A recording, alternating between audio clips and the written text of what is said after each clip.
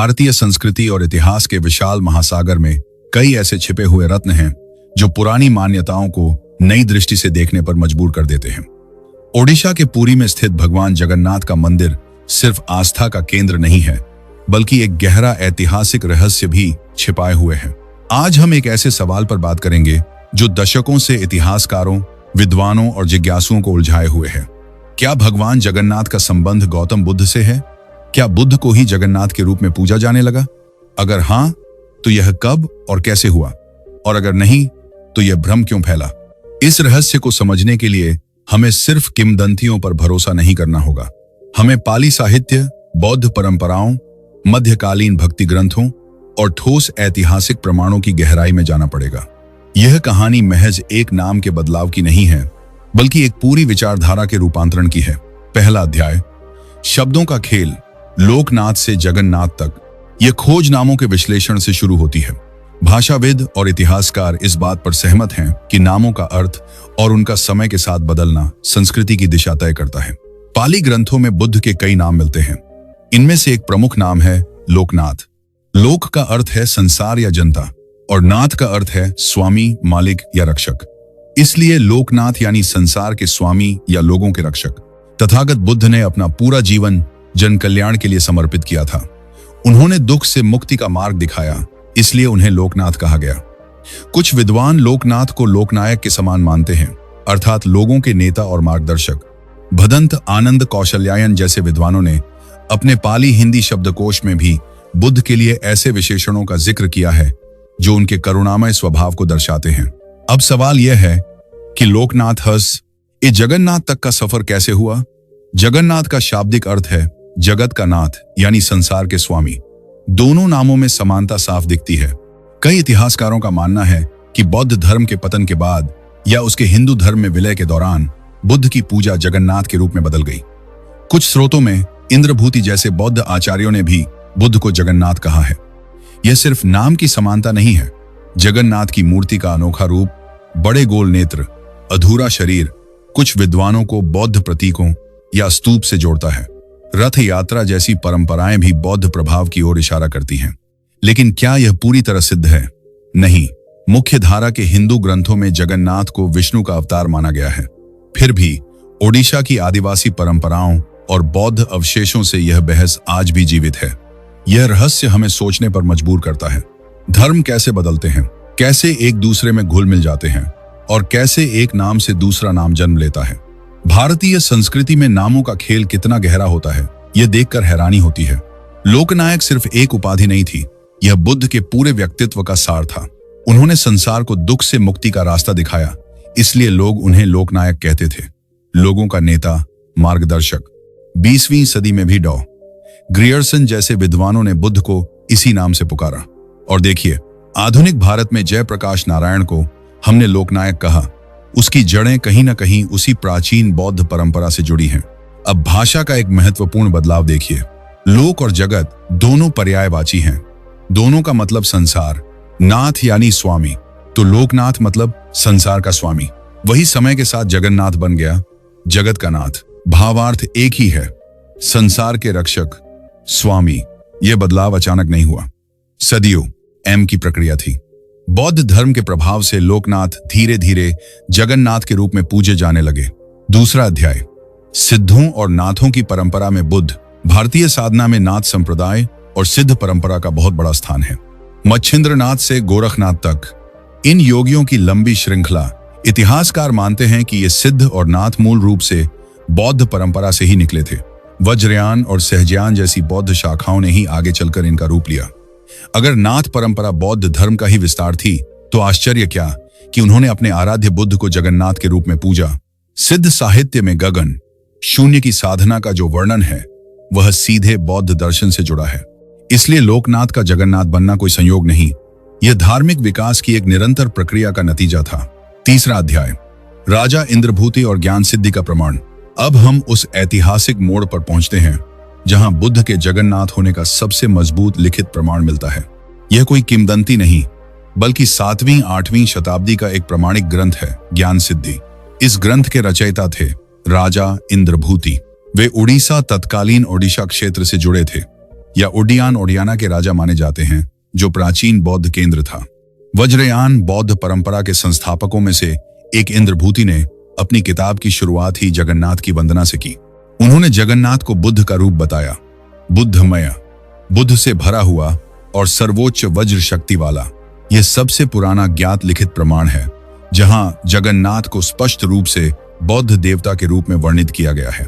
कुछ विद्वानों के अनुसार सावर आदिवासी समुदाय में जगन्नाथ की पूजा पहले से थी और बौद्ध प्रभाव से यह बुद्ध से जुड़ गई। यह प्रमाण बताता है कि उस समय बौद्ध और स्थानीय परंपराएं घुल मिल रही थी। बौद्ध धर्म के पतन या विलय के दौर में बुद्ध की पूजा जगन्नाथ के नाम से जारी रही। वे सिर्फ एक शासक नहीं थे, बल्कि बौद्ध धर्म की वज्रयान शाखा के प्रमुख आचार्यों में से एक माने जाते हैं। उन्होंने बौद्ध तंत्र दर्शन पर एक बहुत महत्वपूर्ण ग्रंथ लिखा। नाम है ज्ञान सिद्धि। ज्ञान सिद्धि का खास रहस्य क्या है? यह संस्कृत में लिखा एक प्राचीन तंत्र ग्रंथ है जिसमें कुल 20 परिच्छेद अध्याय हैं। भाषा क्लासिकल संस्कृत है। इसकी सबसे बड़ी खासियत यह है कि यह लिखित इतिहास में पहला ऐसा प्रमाणिक दस्तावेज है जहां स्पष्ट रूप से बुद्ध को जगन्नाथ कहा गया है। ग्रंथ के पहले परिच्छेद में ही इंद्रभूति ने मंगलाचरण वंदना लिखा है। श्लोक कुछ ऐसा है, प्रणिपत्य जगन्नाथन सर्वजिनवरार्चितम सर्वबुद्धमयम सिद्धिव्यापिनम गगनोपमम, अर्थात मैं उन जगन्नाथ को प्रणाम करता हूं जो सभी जिनों बुद्धों में सर्वश्रेष्ठ हैं, जो पूरी तरह बुद्धमय हैं, सिद्धियों में व्याप्त हैं और आकाश गगन की तरह विशाल और उपमा रहित हैं। यहां ध्यान दीजिए, इंद्रभूति ने किसी हिंदू देवता की नहीं बल्कि बुद्ध की ही वंदना की है और उन्हें जगन्नाथ नाम से पुकारा है। श्लोक में आया शब्द गगनोपम, गगन के समान, बाद में पूरे नाथ और सिद्ध साहित्य में यह एक प्रमुख बीज शब्द बन गया। पद्म संभव और लक्ष्मींकरा। इंद्रभूति का प्रभाव सिर्फ उड्डयन तक नहीं सीमित था। उनके पुत्र थे पद्म संभव। इतिहास बताता है कि पद्म संभव अपने गुरु शांति रक्षित के साथ तिब्बत गए। वहां उन्होंने बौद्ध धर्म की नींव रखी, जो आज लामा परंपरा या तिब्बती बौद्ध धर्म के रूप में जाना जाता है। यही वजह है कि आज भी तिब्बत और नेपाल की कुछ परंपराओं में बुद्ध को जगन्नाथ के नाम से याद किया जाता है। यह परंपरा वहीं से शुरू हुई। इंद्रभूति की एक बहन थी लक्ष्मींकरा या लक्ष्मींकरा देवी। भारतीय सिद्ध परंपरा में कुल 84 महासिद्ध गिने जाते हैं। इनमें राजा इंद्रभूति का स्थान 42वां है और उनकी बहन लक्ष्मींकरा का स्थान 82वां है। ये सभी लोग मूल रूप से बौद्ध थे, वज्रयान या सहजयान परंपरा से जुड़े। इससे साफ झलकता है कि उस समय के उच्च बौद्ध समाज में बुद्ध को जगन्नाथ मानने की प्रथा आम थी। यह सब प्रमाण बताते हैं कि जगन्नाथ की पूजा में बौद्ध प्रभाव कितना गहरा था, नाम से लेकर विचारधारा तक। यह बात उस समय के उच्च बौद्ध समाज में पूरी तरह स्थापित हो चुकी थी। चौथा अध्याय, जनमानस और लोक साहित्य में गूंज। राजमहलों और संस्कृत ग्रंथों से निकलकर यह विचार आम लोगों के दिलों में भी गहराई से उतर चुका था। 12वीं शताब्दी तक उड़ीसा और आसपास के इलाकों में वज्रयान और बौद्ध परंपरा का यह रूप बहुत मजबूत था। मध्यकाल के संत साहित्य में भी इसकी गूंज सुनाई देती है, जैसे कबीर पंथ और अन्य भक्ति धाराओं में। कबीर पंथ का एक महत्वपूर्ण ग्रंथ है लक्ष्मण बोध, जो कबीर सागर का हिस्सा माना जाता है। इसमें जगन्नाथ को बुद्ध के रूप में ही देखा गया है। जी में एक प्रसिद्ध चौपाई है, अब कलयुग बैठेगा सोई, बौद्ध थापना हमरो होई, जगन्नाथ मम नाम है सोई, हमरी थापना ए विधि होई। सरल अर्थ, अब कलयुग में मेरी स्थापना बुद्ध के रूप में होगी, मेरा नाम जगन्नाथ है और इसी तरह से मैं संसार में स्थापित होऊंगा। यहां स्वयं जगन्नाथ या उस परंपरा में घोषणा कर रहे हैं कि वे बुद्ध का ही रूप हैं। आल्हा खंड और लोकवीर गाथा। बुंदेलखंड और उत्तर भारत में आल्हा उदल की वीर गाथा बहुत लोकप्रिय है। किसी भी गाथा या गायन की शुरुआत सुमिरनी स्तुति से होती है, जिसमें देवी देवताओं को याद किया जाता है। आश्चर्य की बात यह है कि आल्हा खंड की सुमिरनी में बुद्ध की स्तुति भी शामिल है, वो भी जगन्नाथ के रूप में। पंक्तियां कुछ ऐसी हैं, फिर मैं सुमिरूं जगन्नाथ को, कलयुग बौद्ध रूप अवतार, विंध्यवासिनी को मैं सुमिरूं, जो निकली है फोड़ पहाड़। यहां लोक कवि साफ कह रहा है, मैं उस जगन्नाथ का स्मरण करता हूं जो कलयुग में बुद्ध के रूप में अवतरित हुए हैं। यह प्रमाण बताता है कि आम जनता के मन यानी लोकमानस में यह विश्वास पूरी तरह जड़ जमा चुका था, जगन्नाथ और बुद्ध एक ही हैं। 5वां अध्याय, उड़िया साहित्य और पंच सखाओं का विद्रोह। उड़ीसा, जो जगन्नाथ संस्कृति का मुख्य केंद्र है, वहां के प्राचीन साहित्य में यह तथ्य सबसे जोर शोर से सामने आता है। सारला दास, जैसे कवि इसका प्रमुख साक्ष्य हैं। 15वीं शताब्दी में सारला दास ने अपनी महाभारत सारला महाभारत में जगन्नाथ को बुद्ध से जोड़ा। उन्होंने जगन्नाथ की पूजा में बौद्ध प्रभाव को दिखाया और बुद्ध को जगन्नाथ के अवतार या रूप के रूप में वर्णित किया। उड़िया साहित्य में यह विचार बहुत मुखर था। बाद में पंचसखा 5 साथी जैसे अच्युतानंद दास, जगन्नाथ दास आदि ने भी इस परंपरा को आगे बढ़ाया। वे जगन्नाथ को विष्णु के साथ साथ बौद्ध दर्शन से जोड़ते थे और भक्ति में एक नया विद्रोही स्वर लाए। यह सब मिलकर बताता है कि उड़ीसा में जगन्नाथ की पूजा बौद्ध और हिंदू परंपराओं के मेल का जीता जागता उदाहरण है। 15वीं सदी में उड़ीसा के सबसे महान कवि हुए सारला दास। उन्हें उड़िया साहित्य का आदि कवि माना जाता है। सारला दास ने खुद को शूद्र मुनि कहा। यह जाति व्यवस्था पर एक बड़ा विद्रोह था। जहां बुद्ध को शाक्य मुनि कहा जाता था, वहीं सारला दास ने खुद को शूद्र मुनि कहकर ब्राह्मणवादी व्यवस्था पर प्रहार किया।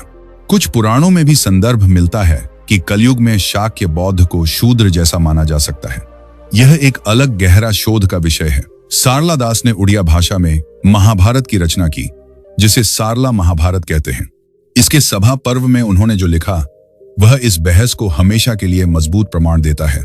एक पंक्ति कुछ ऐसी है, संसार जनक उतारी बने, मनते बुद्ध रूप रे बीजे, अच्छा जगन्नाथ है। सरल अर्थ, संसार के लोगों को तारने उद्धार करने के लिए जगन्नाथ ने ही बुद्ध का रूप धारण किया है और वे ही विराजमान हैं। यह उड़ीसा के सबसे बड़े कवि की गवाही है। पुरी के मंदिर में बैठे जगन्नाथ कोई और नहीं, साक्षात बुद्ध हैं। पंचसखा और सामाजिक क्रांति। सारला दास के बाद उड़ीसा में पंचसखा युग आया। ये 5 संत कवि थे, बलराम दास, जगन्नाथ दास, अच्युतानंद दास, यशोवंत दास और अनंत दास। इनकी विचारधारा कबीर, रैदास और पलटू साहिब जैसी ही थी। जाति पात, पाखंड और वर्ण व्यवस्था का कड़ा विरोध। ये सभी प्रच्छन्न बौद्ध छिपे हुए बौद्ध माने जाते हैं। खासकर 5वें सखा अनंत दास, जिनका जन्म कोणार्क के पास हुआ था, ने अपनी रचनाओं में स्पष्ट कहा कि बुद्ध ही जगन्नाथ का असली स्वरूप है। इन संतों ने उड़ीसा के घर घर में यह संदेश पहुंचाया, जगन्नाथ मंदिर में बैठा देवता समता और करुणा का प्रतीक है, बुद्ध का ही रूप, जो जाति भेद नहीं मानता। सारे प्रमाणों का सार। इतिहास के इन तमाम साक्ष्यों को देखें। पाली साहित्य में लोकनाथ, राजा इंद्रभूति की ज्ञान सिद्धि, तिब्बती परंपरा, सिद्धों की वाणी, आल्हा खंड की लोक धुन, सारला दास की महाभारत, पंचसखा की रचनाएं, सब कुछ एक ही सत्य की ओर इशारा करते हैं। बुद्ध और जगन्नाथ दो नहीं, एक ही हैं। समय के थपेड़ों ने बाहरी आवरण बदल दिया हो सकता है, लेकिन मूल तत्व एक ही रहा। जो 7वीं सदी में वज्रयान के प्रभाव से शुरू हुआ, वह 15वीं सदी तक भक्ति आंदोलन का हिस्सा बन गया। यहां तक कि हिंदी के संत कवियों ने भी इस सत्य को पहचाना। पलटू साहिब एक महान संत, जिनका अंतिम समय अयोध्या में बीता। उनकी समाधि और निधन के वर्णन में भी इस परंपरा की झलक मिलती है। कुछ कथाओं में पलटू साहिब को जगन्नाथ मंदिर से जोड़ा गया है, जैसे वे पुरी में जगन्नाथ दर्शन कर रहे थे या उनकी आत्मा वहां जुड़ी हुई थी। यह सब मिलकर बताता है कि जगन्नाथ की पूजा में बौद्ध करुणा और समानता का भाव कितना गहराई से समाया हुआ है। यह रहस्य अब सिर्फ एक बहस नहीं रहा, बल्कि भारतीय संस्कृति के एक बड़े हिस्से की कहानी है। धर्म कैसे घुल मिलते हैं, कैसे एक विचारधारा दूसरी में बदल जाती है और कैसे एक नाम से दूसरा नाम जन्म लेता है। जगन्नाथ का मंदिर सिर्फ आस्था का केंद्र नहीं, बल्कि सदियों के सांस्कृतिक मेल का जीता जागता प्रमाण है। पलटू साहिब का अंतिम समय अयोध्या में बीता। उनकी समाधि के समय का वर्णन भी इस परंपरा को पुष्टि करता है। एक प्रसिद्ध दोहा या पंक्ति है, अवधपुरी में जरी मुए दुष्ट दिया जराए, जगन्नाथ की गोद में पलटू सोते जाए। यह जगन्नाथ की गोद का मतलब है उस परम तत्व की शरण में जाना जिसे हम सदियों से भारत में पूजते आए हैं, यानी बुद्धत्व या करुणा की गोद में विश्राम करना। पलटू साहिब जैसे संतों ने भी इस एकता को महसूस किया और अपनी रचनाओं में जगन्नाथ को उस उच्च चेतना के रूप में देखा जो बुद्ध की करुणा से जुड़ा है। निष्कर्ष से पहले 6ठा अध्याय, मूर्ति का रहस्य और त्रिरत्न का संकेत। अगर आप भगवान जगन्नाथ, बलभद्र और सुभद्रा की मूर्तियों को गौर से देखें तो वे किसी सामान्य हिंदू देवता की तरह नहीं लगती। न हाथ पैर स्पष्ट हैं, न कोई पूरा मानवीय आकार। ये गोलाकार, लकड़ी के काठ या स्तंभ जैसे हैं, अधूरे, सरल, अनोखे। इतिहासकार और पुरातत्वविद मानते हैं कि यह आकार बौद्ध धर्म के त्रिरत्न, 3 रत्नों का प्रतीक है। बौद्ध धर्म के 3 मूल स्तंभ, बुद्ध, धम्म, धर्म, संघ, प्राचीन सांची और भरहुत के स्तूपों पर उकेरे गए त्रिरत्न के चिन्ह देखिए। वे हु, बहु, जगन्नाथ, बलभद्र और सुभद्रा की सम्मिलित आकृति जैसे लगते हैं। जगन्नाथ स्वयं बुद्ध के प्रतीक हैं। उनकी बड़ी बड़ी आंखें जागृत अवस्था और ज्ञान का संकेत देती हैं। सुभद्रा को धर्म का प्रतीक माना जाता है। बलभद्र संघ समुदाय का प्रतिनिधित्व करते हैं। जनरल अलेक्जेंडर कनिंघम, भारतीय पुरातत्व सर्वेक्षण के जनक, ने भी स्पष्ट कहा था कि पुरी की ये 3 मूर्तियां बौद्ध त्रिरत्न का ही साकार रूप हैं। बाद में इन्हें वैष्णव रूप दे दिया गया, लेकिन मूल प्रतीक बौद्ध ही रहा। 7वां अध्याय, महाप्रसाद और जाति व्यवस्था का खंडन। बुद्ध ने अपने जीवन में सबसे बड़ा प्रहार जाति व्यवस्था और छुआछूत पर किया था। तत्कालीन वैदिक ब्राह्मणवादी व्यवस्था में शूद्रों का मंदिर में प्रवेश या उच्च वर्ण के साथ भोजन करना पूरी तरह वर्जित था। लेकिन पुरी के जगन्नाथ मंदिर में महाप्रसाद की परंपरा बिल्कुल अलग है। यह महाप्रसाद लेने में कोई जाति भेद नहीं, सब एक साथ बैठकर खाते हैं, चाहे कोई भी वर्ण हो, कोई भी धर्म हो। यह समानता का प्रतीक है। बौद्ध धर्म ने सबसे पहले जाति भेद को खारिज किया था और जगन्नाथ की इस परंपरा में वही भाव साफ झलकता है। महाप्रसाद सिर्फ भोजन नहीं, यह करुणा, समता और एकता का संदेश है जो बुद्ध की शिक्षाओं से सीधे जुड़ा हुआ लगता है। सबसे बड़ी खासियत यही है महाप्रसाद। एक पुरानी कहावत है, जगन्नाथ के भात को जगत पसारे हाथ। पुरी के जगन्नाथ मंदिर में जाति भेद का नियम पूरी तरह टूट जाता है। यह का नियम बहुत साफ है। महाप्रसाद लेने में कोई भेदभाव नहीं। एक ब्राह्मण और एक शूद्र या तथाकथित अछूत एक ही पत्तल में एक साथ बैठकर खा सकते हैं। किसी का जूठन नहीं माना जाता। यह कैवल्य है पूरी समानता। यह परंपरा हिंदू धर्म के कठोर वर्णाश्रम नियमों के ठीक विपरीत है, लेकिन बौद्ध धर्म के संघ नियमों से बिल्कुल मेल खाती है। बौद्ध मठों में सभी भिक्षु, चाहे किसी भी कुल से आए हों, एक साथ भोजन करते थे। जगन्नाथ धाम ने बुद्ध की उस समानता की शिक्षा को आज भी जिंदा रखा है, जिसे समाज ने बाहर कहीं भुला दिया था। 8वां अध्याय, रथ यात्रा और फाहियान का वर्णन। जगन्नाथपुरी की विश्व प्रसिद्ध रथ यात्रा को कौन नहीं जानता, लेकिन क्या आप जानते हैं कि इसका मूल भी बौद्ध परंपरा में छिपा है। 4वीं शताब्दी में चीनी यात्री फाहियान भारत आए थे। उन्होंने अपनी यात्रा वृत्तांत में पाटलिपुत्र, पटना, खोतान और अन्य जगहों पर होने वाले बौद्ध उत्सवों का जिक्र किया है। फाहियान लिखते हैं, बौद्ध लोग हर साल एक विशाल जुलूस निकालते थे। वे लकड़ी के बड़े बड़े रथ बनाते थे जो चलते फिरते मंदिर या पैगोड़ा जैसे लगते थे। इन रथों पर बुद्ध और बोधिसत्वों की मूर्तियां रखी जाती थीं। पूरे शहर के लोग उनका स्वागत करते थे, जुलूस निकालते थे। फाहियान द्वारा वर्णित वह बौद्ध रथ यात्रा और आज की पूरी रथ यात्रा में अद्भुत समानता है।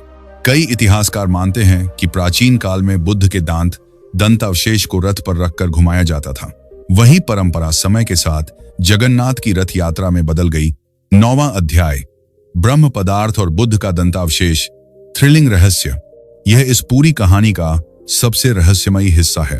हर 12 या 19 साल बाद नवक्लेवर होता है, यानी जगन्नाथ जी की पुरानी लकड़ी की मूर्ति बदलकर नई स्थापित की जाती है। इस दौरान एक गुप्त अनुष्ठान होता है, ब्रह्म पदार्थ का स्थानांतरण।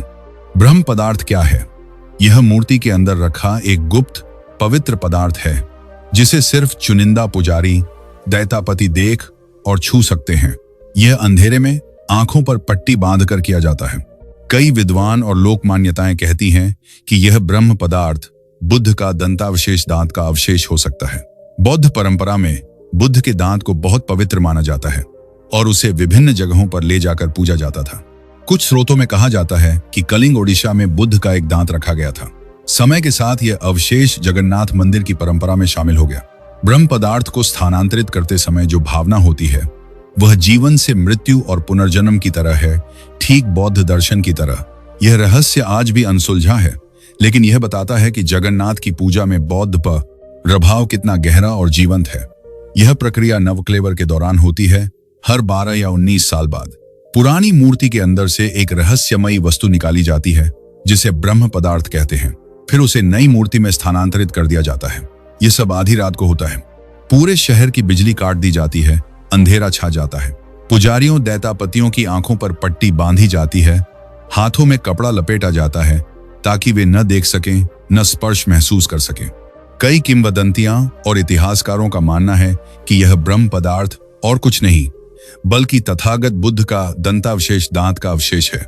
इतिहास बताता है कि बुद्ध के महापरिनिर्वाण के बाद उनके दांत को कलिंग उड़ीसा लाया गया था। कुछ जगहों पर इसे दंतपुर कहा जाता था, जहां दांत रखा गया। बाद में यह पुरी में लाया गया। हिंदू परंपरा में शव के अवशेष की पूजा नहीं होती, उसे अपवित्र माना जाता है। लेकिन बौद्ध धर्म में धातु रेलिक शरीर के अवशेष की पूजा का विधान है। स्तूपों में अस्थियां या दांत रखे जाते हैं। जगन्नाथ मूर्ति के भीतर किसी ठोस वस्तु का होना यह बौद्ध अवशेष होने का मजबूत संकेत देता है। यह रहस्य आज भी अनसुलझा है, लेकिन यह बौद्ध प्रभाव की गहराई दिखाता है। 10वां अध्याय, दशावतार और जयदेव का गीत गोविंद। 12वीं सदी में उड़ीसा के ही महान कवि जयदेव हुए। उन्होंने गीत गोविंद की रचना की, जो कृष्ण और राधा के प्रेम पर आधारित है। लेकिन ग्रंथ की शुरुआत में दशावतार स्तोत्र है। इसमें जयदेव ने बुद्ध को भगवान विष्णु का नवा अवतार माना है। एक प्रसिद्ध श्लोक है, निंदसी यज्ञ विधेरः श्रुतिजात सदय हृदय दर्शित पशुघातम केशव धृत बुद्ध शरीर जय जगदीश हरे। अर्थ, हे केशव विष्णु, आपने पशु बलि की निंदा करने के लिए करुणा से भरकर बुद्ध का शरीर धारण किया। आपकी जय हो। जयदेव पुरी में रहते थे और जगन्नाथ के परम भक्त थे। जब वे केशव धृत बुद्ध शरीर कहते हैं तो वे साफ संकेत देते हैं कि उनकी नजर में जगन्नाथ ही बुद्ध का रूप है। उसी काल में वैष्णव धर्म ने बौद्ध धर्म को अपने में समाहित असिमिलेट कर लिया। बुद्ध को विष्णु का अवतार घोषित किया गया ताकि बौद्धों को हिंदू समाज में वापस लाया जा सके। यह एक महासागर में नदियों का विलय जैसा था, जहां बौद्ध करुणा और समता हिंदू भक्ति में घुल मिल गई। निष्कर्ष, एक महासागर में विलीन होती धाराएं। भारतीय संस्कृति का यह सबसे बड़ा गुण है, समन्वय। जगन्नाथ सिर्फ एक मंदिर या देवता नहीं, बल्कि सदियों के धार्मिक मेल मिलाप का जीता जागता प्रमाण है। बौद्ध धर्म की जड़ें लोकनाथ से शुरू होकर जगन्नाथ तक पहुंची। महाप्रसाद में समानता, रथ यात्रा में जुलूस, मूर्ति में त्रिरत्न, ब्रह्म पदार्थ में रेलिक, सब कुछ बौद्ध प्रभाव की कहानी कहता है। समय ने बाहरी रूप बदल दिया, लेकिन मूल भाव वही रहा, करुणा, समता और जन कल्याण। आज जब हम जगन्नाथ की रथ यात्रा देखते हैं, महाप्रसाद खाते हैं या मंदिर में दर्शन करते हैं, तो हम उस सदियों पुरानी एकता को महसूस करते हैं। बुद्ध लोकनाथ बनकर आए और कालांतर में जगन्नाथ बनकर जन जन के हृदय में विराजे। यह कहानी सिर्फ एक नाम की नहीं, बल्कि भारत की उस उदार समावेशी संस्कृति की है, जहां धर्म कभी टकराते नहीं, बल्कि एक दूसरे में घुल मिल जाते हैं। साहित्यिक और सांस्कृतिक यात्रा खत्म होने के बाद तस्वीर बिल्कुल साफ हो जाती है। नाम वही रहा, लोकनाथ से जगन्नाथ तक का सफर। साक्ष्य बहुत मजबूत हैं। राजा इंद्रभूति और सिद्धों ने लिखित रूप में बुद्ध को जगन्नाथ कहा। मूर्तियों का आकार त्रिरत्न का प्रतीक है। महाप्रसाद और जाति भेद का नाश, बौद्ध समता की जीती जागती मिसाल, ब्रह्म पदार्थ, संभवतः बुद्ध का दंतावशेष। निष्कर्ष यही निकलता है, तथागत बुद्ध का ही विराट स्वरूप आज जगन्नाथ के रूप में पूजा जा रहा है। समय के साथ धर्म की बाहरी परतें बदलती रहीं। कभी शुद्ध बौद्ध स्थल था, कभी शैवनाथ प्रभाव में आया और अंत में वैष्णव रूप ले लिया। लेकिन भारतीय आध्यात्म की असली खूबसूरती यही है, वह किसी को मिटाता नहीं, सबको अपने में समा लेता है। आज जब कोई भक्त जगन्नाथ के सामने हाथ जोड़ता है तो अनजाने में ही सही, वह उसी करुणा के महामानव बुद्ध को नमन कर रहा होता है। उन्हीं बुद्ध को जिन्होंने दुनिया को मैत्री, शांति और अहिंसा का पाठ पढ़ाया। बुद्ध ही जगन्नाथ हैं। यह सिर्फ एक ऐतिहासिक तथ्य नहीं, बल्कि भारत की विविधता में एकता का सबसे जीवंत उदाहरण है। तो दोस्तों, इन तमाम सबूतों, इतिहास, साहित्य, पुरातत्व को देखने के बाद तस्वीर काफी हद तक क्लियर हो जाती है। चाहे हम उन्हें तथागत बुद्ध कहें या भगवान जगन्नाथ, मूल संदेश एक ही है, करुणा, समानता और प्रेम। अब आपकी राय क्या है? क्या आपको भी लगता है कि जगन्नाथ संस्कृति और बौद्ध परंपरा एक ही सिक्के के दो पहलू हैं, या आपके पास कोई और जानकारी, कोई नया कोण है? कमेंट बॉक्स में जरूर लिखिए। हम हर कमेंट पढ़ते हैं और उस पर विचार करते हैं। अगर आपको यह इतिहास का सच और हमारा यह प्रयास पसंद आया तो वीडियो को लाइक जरूर करें, अपने दोस्तों, परिवार के साथ शेयर करें, ताकि यह जानकारी ज्यादा से ज्यादा लोगों तक पहुंचे। और ऐसे ही अनकहे रहस्यों, गहरे सच को जानने के लिए चैनल को सब्सक्राइब करना ना भूलें।